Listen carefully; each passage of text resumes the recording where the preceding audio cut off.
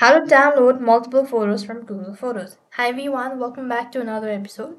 In this video, I'm gonna let you know the ways to download multiple photos from Google Photo. So if you want to do it then you could go ahead and open up your photos.google.com and log into your account. When you're logged in, to download it, you just have to go and press you could go and press on the top. At the top, you can see this tick icon. You could go and do this. Multiple photos will be selected at once. Similarly, you can follow the steps, but then this is a time-consuming procedure. However, if you wish to download, you could go and select it and tap the three dot and click on download. Or else if you have thousands of photos, then what you need to do is you could go to your profile from the top right hand side, and then you could go to manage your Google account. You could do this procedure through Google Takeout, so go to data and privacy from the left hand side bar. Now moving on, you need to scroll down a bit, go to apps and services.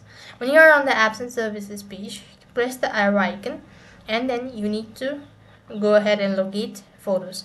So go to download and then follow the prompt, and here with this you'll be able to download multiple photos or all photos at once from your Google Photo.